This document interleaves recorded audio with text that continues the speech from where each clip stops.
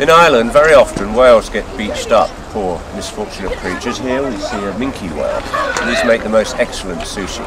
Unfortunately, at the moment, there seem to be crowds of people, so I can't go and take a piece. But we'll be back after dark.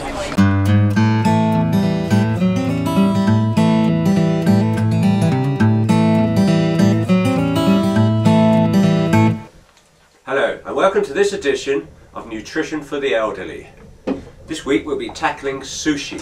Hello Fred. I'd hoping to be able to use some pilot whale, but unfortunately the hippies got there before us and had the thing poisoned by a vet. So earlier today I was at the seashore seeing what I could find. Well, here we are on the Irish coastline. I've been talking to some local fishermen and they've told me about a recent oil spill. And oil spills create ideal situations for easy fishing. So off we go, let's see what we can find.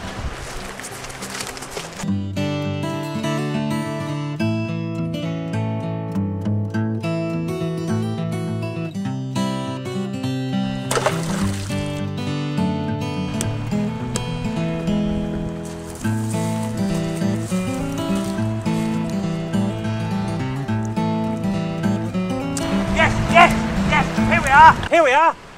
Here's one. A lovely sushi, and another one, and another one, and another one. This is what we've been looking for, a lovely brace of sushi. And quite fresh too. Now it's back to the kitchen.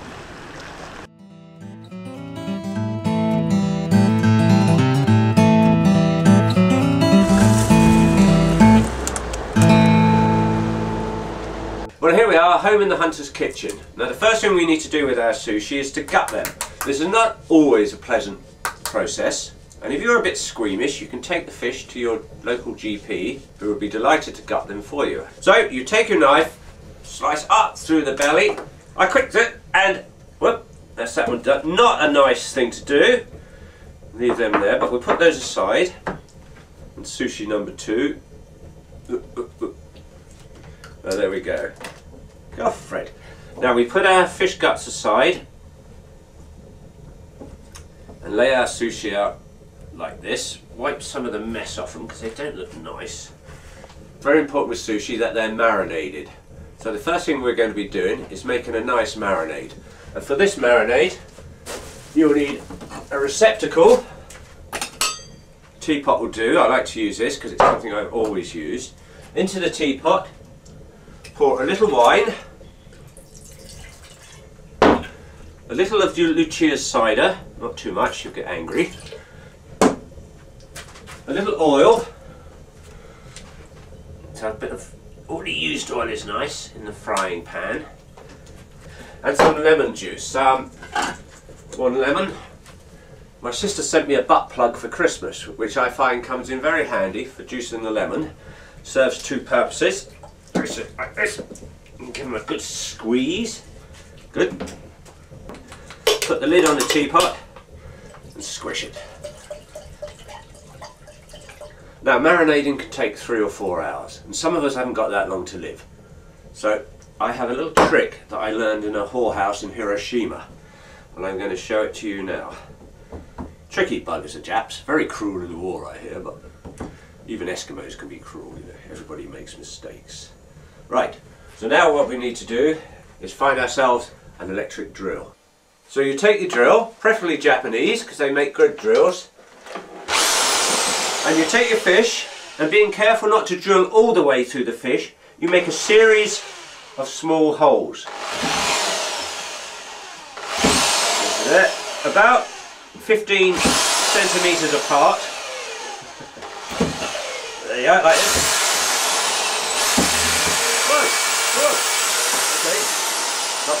Right, cut that. That's one fish done, and now we begin on fish number 2. In Japan, I believe there's a tradition of naming the sushi. And those of you without the cultural references, well, where is it? Sushi, in fact, means the Japanese art of eating raw fish. Now, we're ready for our marinade. You take your marinade, put the funnel into the holes, and you gently put the marinade into the fish. Going from each hole, careful not to leave a hole out. There we are, there we are. There we are, lovely. Now for those fish, I'm going to pop them onto a receptacle. do, biscuit tin lid, and I'm going to put them into the oven. Now of course there's no need to turn the oven on because this is sushi, and sushi is raw fish. And while they're waiting in there, we'll move on to the next part of this meal. Well, of course you can't have sushi without rice. So what I've done here, I've decided to use tinned rice, which is pre-cooked. Speeds things up again. And having learned my lesson with Chinese can openers, I decided to use another method here. Works a treat. Now we're open. Now you take your plate, like this, and you dish it out onto the plate.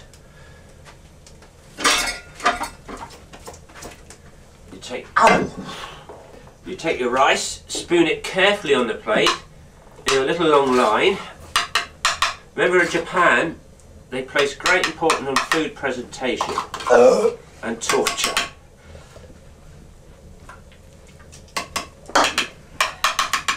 There we are. And on top of the rice, just a minute. We don't want to get blood in there because of new safety regulations in Europe. Now, on top of this, we take our sushi livers, and let me show you, we'll finely chop these. Get that out of the way. We'll finely chop the sushi livers. Not too much, or you lose a lot of taste. And you lay these in a little line along the top of your rice. And there we go. Oh dear, oh dear, oh dear. Like this. Now, we go through the oven. We take out our sushi, which isn't cooked, of course. We lay those on there. Yeah, we take them like this. I think that looks lovely, doesn't that look lovely? A part of our presentation, it's nice to put the ends of your lemon into the eye. Comes up. And a tiny piece each time of liver, just to look nice. Now there's a little special little thing we have here. It's a duck's egg in aspic. You can see a lovely green colour. Can you see how beautiful this is looking already? Take a scoop. Very carefully scooping the duck egg out like this. You lay it carefully, I think here. That's it, and how does that look? Let's just tidy this up. Now, so we can go right, we're nearly there. I need a cucumber. Lucy, have you got the cucumber? Oh yeah, where did I put it? Here we go. Right, no. Ugh. Okay, take the cucumber, chop it finely. Lay it along here so you have that nice green. Down there, along the top of that, we want sort of a minty flavour. So what I'm going to be using is some Aquafresh toothpaste. There's a beautiful minty flavour. Just spread that like along there. God, isn't that beautiful? And a tiny little bit on the fish. No, Fred, it's not for you, darling. It's not for you. Now, look, if you have, a lot of old people have cats wandering around the table. I never really understood it. There's a very simple way to keep the cat away from your food, and cats hate Vic. So if you just put around the edge of your plate, just dress the edge of your plate with a little Vic, and the cat, see, he's gone already, Fred. The cat won't come near it. Plus, it has a nice mentholyptus flavour. Now we need some bladder rack. Let's put this over here. Now, where's my bloody bladder rack? Here we are. This is from the sea, the fruits of the sea. It's beautiful, nature's bubble wrap. And we take a couple of strands. We're going to inject just a little bit of Lucia's vodka into each little bubble, like this. Can you see? Vodka into there. And we'll take a little bit more of this.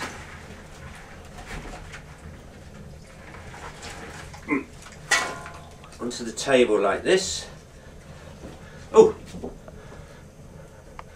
Oh! And there's a little live crab there. Always bloody something. There's only something. Oh, I know. Well, I tell you what we'll do. We'll cook these, we'll improvise these, we'll pop them into the electric kettle. And we can add crabs to this. We'll put the kettle on. Brick it on. And when he's boiled, It'll be perfectly alright. Right, we're just finished dressing like this. Well, thank you for joining us for Nutrition for the Elderly. I hope you find this both informative and that you too would try this. Now, Lucy, are you going to help me to eat this? Puh! Eat it yourself. I'm going to a party. But I made it for you. I don't want your crumbs. I'll come back. Oh, fuck. Stop filming.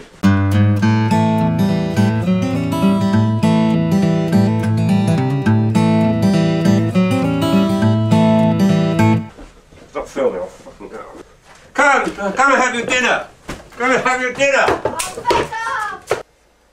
Lucia! Lucia! Come back! Come back! Lucia! Lucia! Where's your sushi? Your sushi! Lucia! Lucia! Lucia!